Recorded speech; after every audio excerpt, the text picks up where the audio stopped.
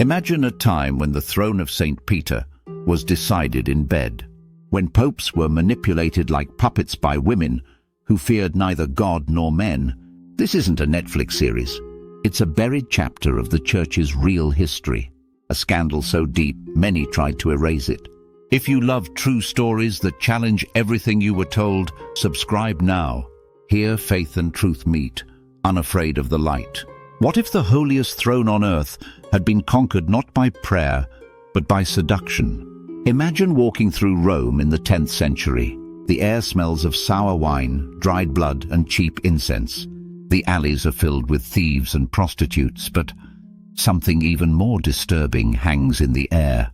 A whisper, spoken in secret, deep within the taverns. The Pope was chosen by her. Yes, her. Not a cardinal, not the Holy Spirit, but a woman, or rather, a lover with more power than kings. For over half a century, the chair of St. Peter was manipulated by a female dynasty that ruled Rome with beauty, cunning, and lust. Theodora and her daughter Marozia, names rarely heard in sermons, yet they shaped the fate of the Church as if playing chess with human souls. Historians would come to call this period the Papal Pornocracy, the era of rule by lovers, a term that sounds ripped from an anti-clerical pamphlet, but it describes a reality as brutal as it is forgotten. A time when morality was sold for pleasure and the altar became hostage to the bed. But why does no one talk about it? Perhaps because this story doesn't fit inside the Vatican's golden frames.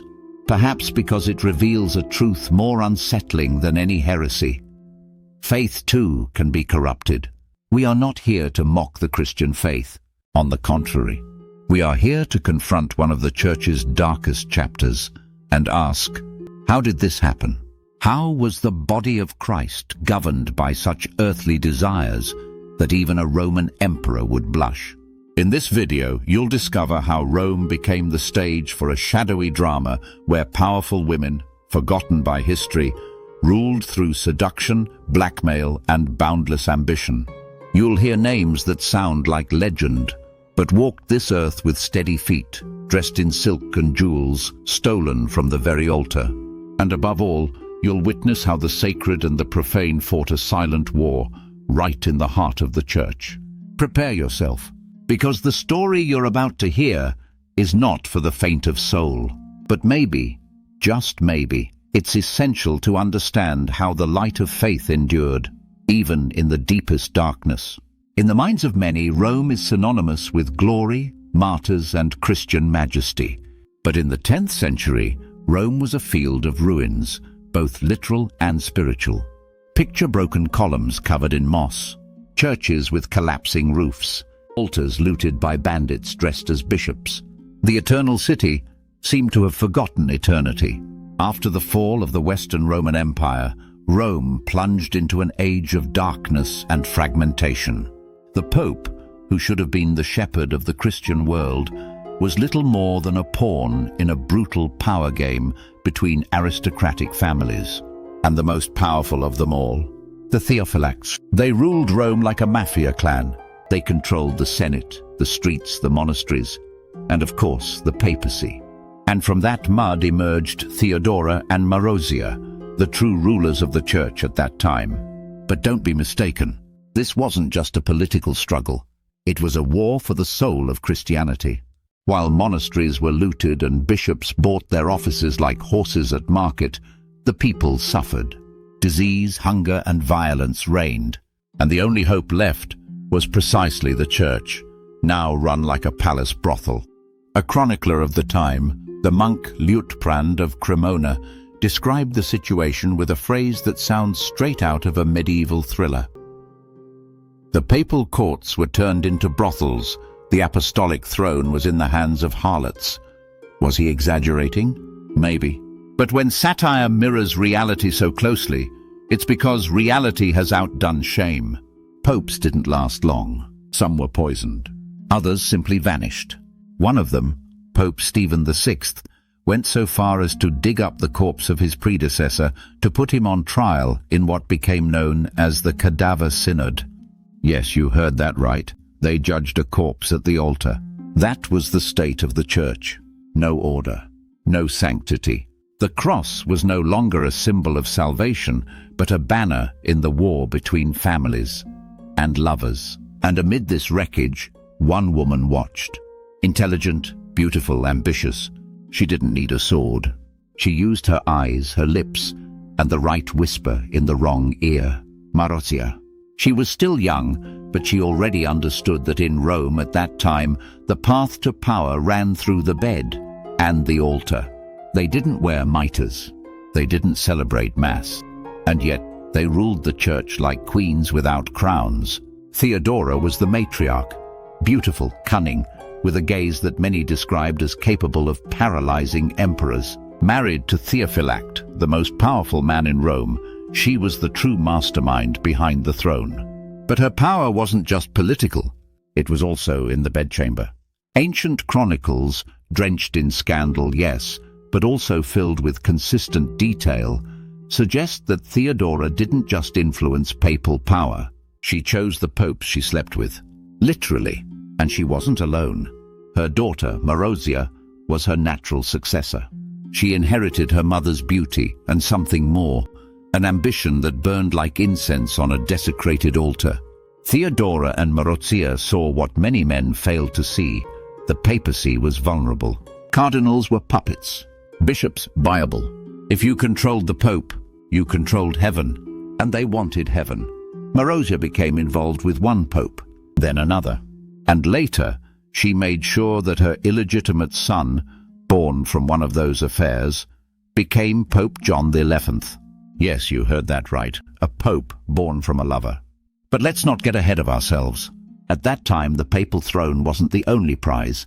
It was the throne of the city. Rome wasn't just the spiritual heart of the West.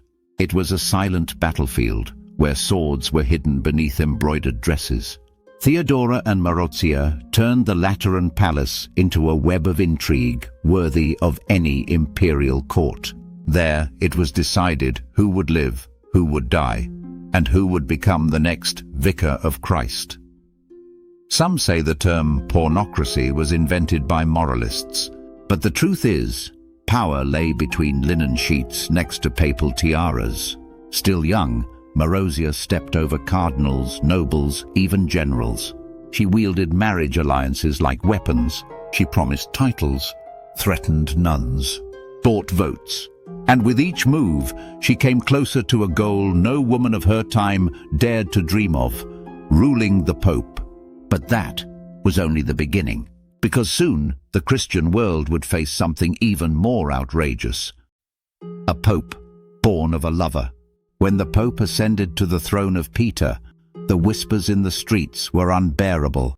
He is the son of sin, the son of the lover, the son of the mother who rules him. John XI was only 21 years old when he was declared Pope. 21. But his youth wasn't the most shocking part. What scandalized Rome, and all of Christendom, was what everyone knew, but no one dared to say aloud. John XI was the son of Marozia. And not just that. According to reliable sources of the time, like Liutprand of Cremona, his father was Pope Sergius III.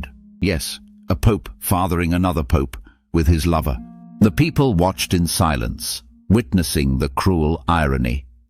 The holiest seat in Christendom was now occupied by someone not chosen by the Spirit, but born from the womb of an ambitious woman. John XI was not a wicked man. On the contrary, all signs suggest he was shy, fragile, tormented, educated, sensitive, and utterly submissive to his mother's will. Imagine carrying the burden of being Peter's successor, while knowing your mother writes your sermons, appoints your bishops, and gives orders in your name. A pope in white robes, bound by invisible chains. Marozia, now at the peak of her power, treated the papacy as a family title. She received ambassadors, negotiated with kings, and ordered the execution of her enemies. The people murmured, "Rome has a popess, but every rise comes at a price." And in Marozia's case, that price came from where she least expected, her own family. Her eldest son, Alberic II, could no longer bear living in the shadow of a domineering mother and a puppet half-brother. Tension escalated. The palace was a pressure cooker until it exploded. During a wedding ceremony in Rome, Alberic led a coup. He imprisoned his mother, isolated his half-brother, the Pope, and took power as the absolute ruler of Rome, now without sheets, without illusions, without masks. Marozia was thrown into the dungeons, and John XI remained Pope, but silent, without voice, without authority. A pale spectre wandering through the corridors of faith. Maybe he prayed, maybe he cried, maybe on some cold night he asked God, "Was I chosen by you, or simply made by her?" Imagine a chessboard where bishops are bought, popes are fragile pawns, and the ones moving the pieces don't even believe in God. In the 10th century, the papacy was not a divine calling. It was a political asset, fought over like fiefs, castles, or war cattle. And the rules?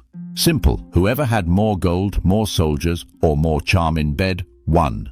The noble families of Rome, especially the Theophylax, treated ecclesiastical offices like inheritances and bargaining chips. Want to be a bishop? Pay. An archbishop? Marry the right daughter. A pope? Get in bed or get in the game. It was as if the sacraments had fixed prices. The gospel, a political pamphlet. The confessional, a vault for blackmail. And in the midst of all this, the Roman people watched in bitter silence. The faith of the common folk remained strong. They still lit candles, prayed for protection, sought meaning. But the altars before which they knelt were stained, heavily stained. A monk of the time wrote, "Our priests preach chastity with their mouths, and with their hands they grasp at anything, women, gold, or wine." The church had become a twisted mirror. It no longer reflected the face of Christ. It reflected the face of a rotten elite, cynical, capable of placing teenagers on the papal throne just to keep power in the family. Yes, teenagers. One of the popes who succeeded John XI was barely 18 years old. Others were murdered inside the palace. There were even bets in taverns on how long the next pope would survive. And at the center of it all, she remained. Marozia, even imprisoned, was still remembered as the woman who turned the papacy into a board of desires. Her shadow was so strong that many said, "As long as there is ambition in the church, Marozia will live on." But was everything truly lost? Or, even in the filth, was the flame of faith still burning?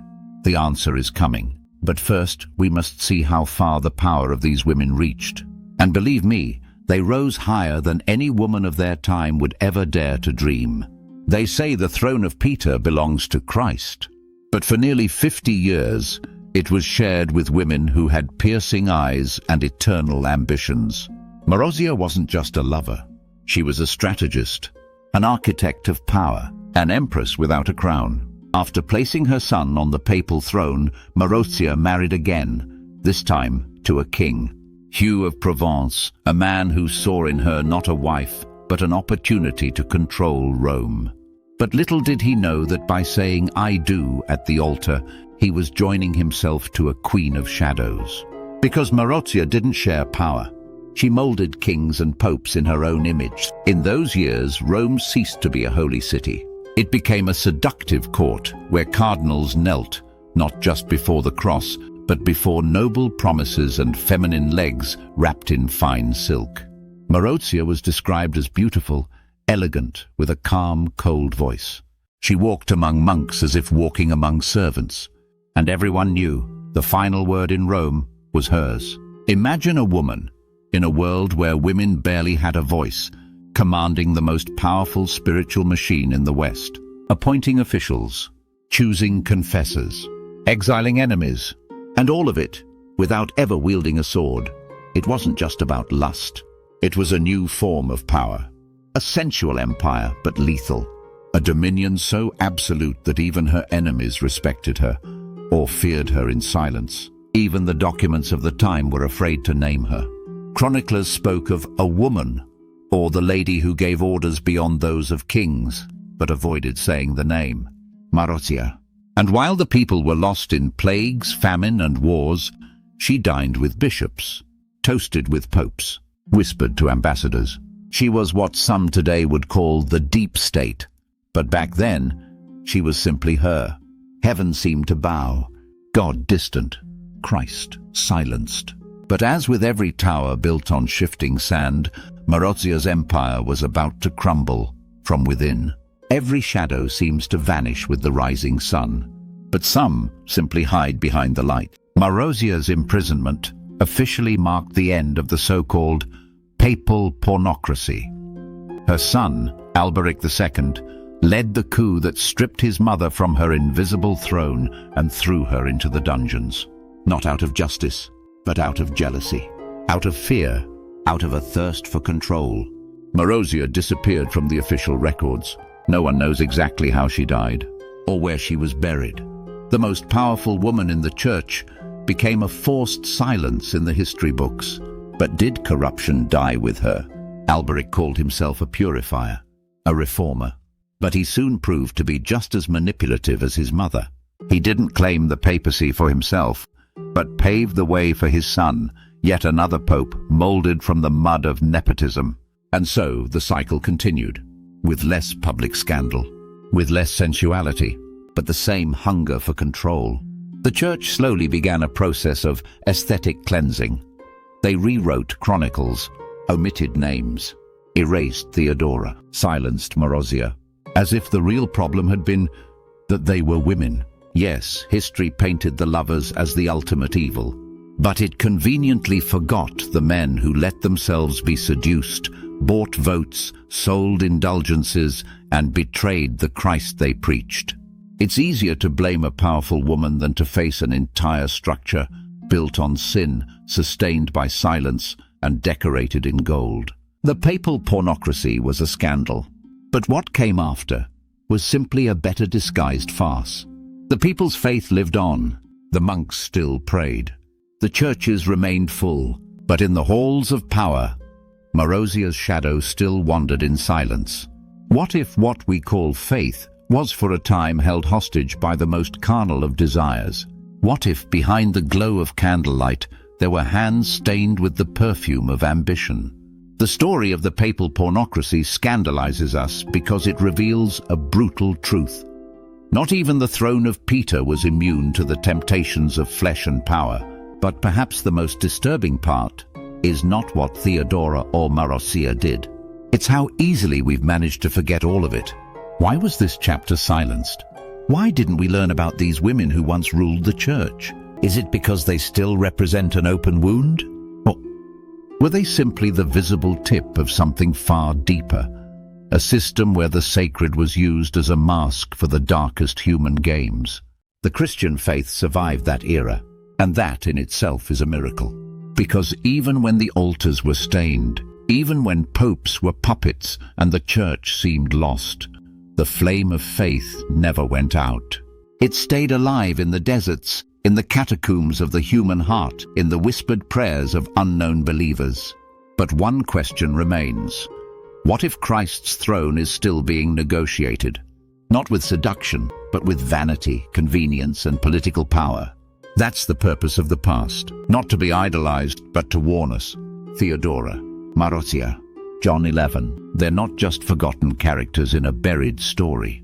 They are mirrors. They show us how far faith can be manipulated when we forget who the true king is. If this story stirred something in you, if it made you see the church in a new light, or made you wonder why no one ever told you this before, then you're in the right place. Here we tell the real story of Christianity, with courage, with respect, and a thirst for truth. Subscribe, share this video, comment what impacted you most, and above all, never stop asking. Because sometimes the truest faith is the one that dares to look into the shadows and still walks toward the light.